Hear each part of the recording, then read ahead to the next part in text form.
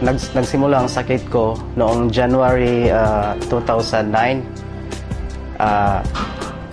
Isang gabi, biglang sumakit ang aking tiyan, napakasakit. Hindi ako makagalaw, hindi ako lakad, hindi ako makakain, hindi ako makainom.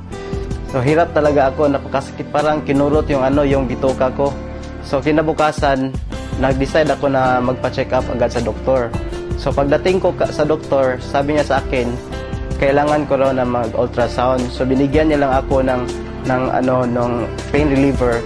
Kaso lalong sumakit, lalong sumakit yung tiyan ko. So kinabukasan, nagpa-ultrasound ako kaagad. So ang resulta lumabas na mayroon pala akong 1.6 cm na kidney stone. Pagkatapos noon, binigay ko ang resulta sa doktor. Binalik ko ang resulta. Sabi ng doktor, kailangan ko daw na magpa-opera. Kaso walang laser dito sa Tagbilaran. So kailangan pumunta sa Cebu. Wala ko sa kondisyon, so napakahirap, napakasakit talaga. So naalala ko yung kapatid ko na meron siyang ini-endorse na produkto. So tinawagan ko siya.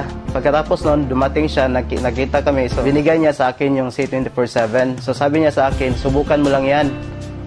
Dahil makakatulong yan sa'yo. So sabi niya sa akin, inumin ko raw 6 capsules per day.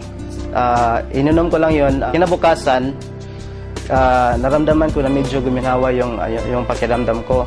So makakain ako, makagalaw na ako. So pinagpatuloy ko lang yung pag-inom hanggang sa dumating ang 5 araw. So after 5 days, napansin ko na wala na talaga akong nararamdaman. So nag-decide ako na magpa-ultrasound ulit.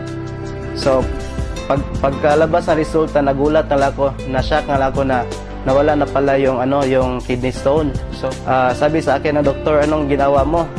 Sinabi ko sa kanya na C24/7 lang to. Pagkatapos nung umuwi na ako sa amin, napakasaya ko. Na-save ko yung pera ko para opera. So hindi na ako na-operahan.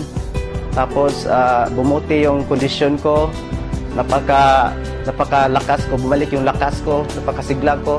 So nawala lahat. So laking pasalamat ko unang-una sa AIM Global, dahil kung walang AIM Global, walang C24/7.